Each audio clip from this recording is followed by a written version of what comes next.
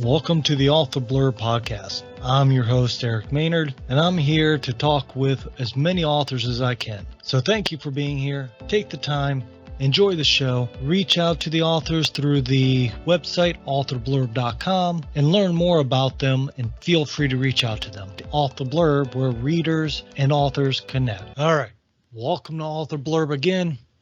This is another review and a little bit of an update. So, right now, I am in the process of putting the interviews on hold. Due to my schedule, due to what I have going on, I hope to be bringing back the interviews. And if I can get everything the way I'm planning, maybe do one interview a month at least to keep you guys with information and finding those authors you love. So with that being said, I want you to know that I'm going to keep trying to do what I can, but limited. I'll still at least try to do reviews because I still have a ton of great authors to read. And I want you guys to find these authors I've spoken with because their stories are amazing. And I feel they just should be read because I enjoy them and hopefully you do too. So with that being said, today I'm discussing Thoughtfully Fit by Darcy Luoma. And it's been a while since I've interviewed her, so you might want to go back and listen to the interview. Darcy wrote a book on trying to get your mind in shape, just like if you're trying to stay in shape to get something done. When I talked to Darcy, it sounded interesting. It sounded like there was a lot of information there in her book, and I enjoy books that are going to help you be better. With that being said, I was surprised by her book and all that it entailed. I actually read it in a fast pace on the first time and realized that I missed a lot, and I sat down and read it again fully a second time and slowly so that I could take in everything. I've already lent the book out so that my mom, and I'll lend it out again to whoever I feel will, one, return it because it's a signed copy and I'm not giving away signed copies to anyone. But I would highly say go get the book yourself because first off, in the interview, if you listen to it, she says even at the end of it, her husband got arrested for having sexual relations with a minor. And there's a whole lot of stuff she goes through that she bears in the book so that you know her process is not just her throwing something out. Oh, well, this is what I think works, or this is what I've seen work with other people. She's lived it. She's used it. She explains how that's helped her in her book, how that's helped her get through the things that she dealt with. So a mixture of a memoir type of story with the tools to be able to get your mind in a place where you can try to do things more efficiently, be more outgoing, maybe not outgoing is the word, but more steady in getting things achieved. And she says it quite clearly that you have to keep your mind as fit as your body, as if you're training to do a marathon, a triathlon, whatever you're trying to do. If you're trying to just swim from one end of the pool to the other as fast as you can, you have to train. You have to be fit.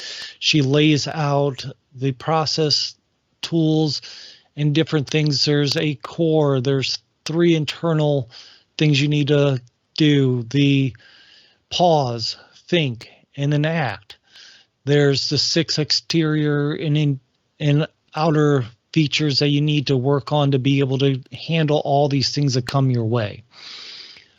I'm going to keep telling you to listen to either the audiobook of this, get the ebook, get the hardcover, get the paperback.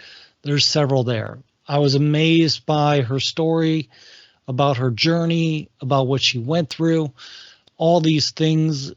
At one time, you sit there and go, okay, how can you care about somebody that did this? And then you listen to, or I guess you read. I don't know why I say listen. I actually read the paperback of this book, but You read or you listen, if you're doing the audiobook, I guess, of what she went through, and you kind of put yourself in her shoes and understand the things that she's going through, for better or worse. You see, there's always something, there's always, if it's your spouse did something, or if a coworker did something, or whatever it might be, there's external factors, there's factors that you just cannot address or cannot change, but you can figure out how you can change your reaction to it. It's a fantastic tool. It's a fantastic thing to learn. It's an excellent story in reading how she dealt with it all the ways she used her method to actually give her readers, the clients, the people that she's involved with, to be able to recover, to rebuild, to move forward, to be stronger, to do all these things that really is a fantastic thing to do, because no matter where your stance in life is, you always want to try to be better. And that, at least in my opinion, is the best goal you can have, is to be better. Be better than you were yesterday. Be better than you were 5 minutes ago. Just be better some way, somehow. And to me, I want to be better at being a dad. I want to be a better reader. I want to be better at a lot of things.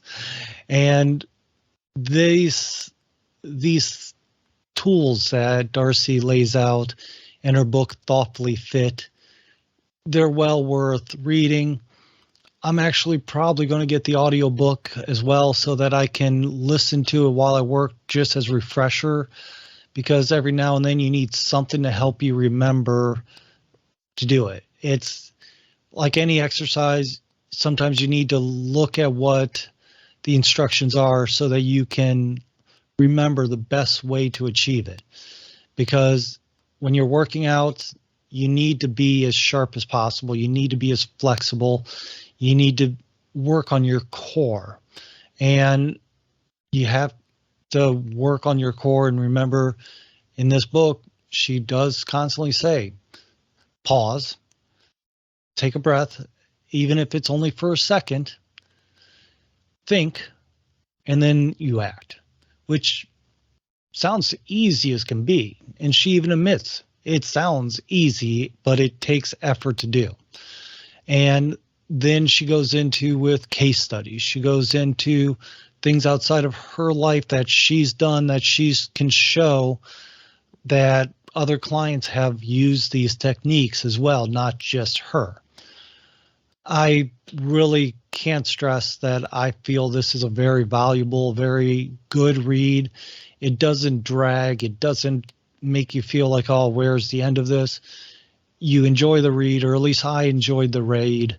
And it's something that I think anybody that wants to be better can find this to be useful, find this to be what they can use to take steps forward.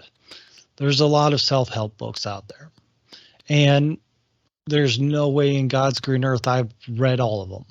So I'm not going to say she is the best, but I can say she's one of the best that I've read.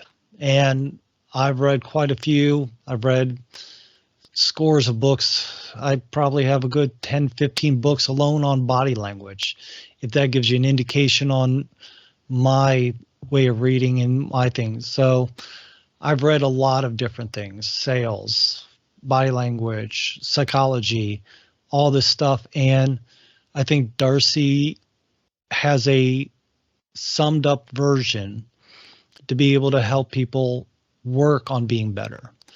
And you can expand that by keep working on it and growing. It's not a dictionary. It's just a regular novel. It's straightforward. And like I said, an easy read, something that is well worth it. And as I've mentioned already, I'm going to highly suggest you go get this if you want to find a book that's going to help you be better, help you find a way to move forward, be stronger in your mindset, and just kind of grow in that way. With that being said, I appreciate you as always. I hope you've enjoyed the interviews that I've done in the past at this point. I hope that I'm able to provide more interviews in the future for you to find that author that you love.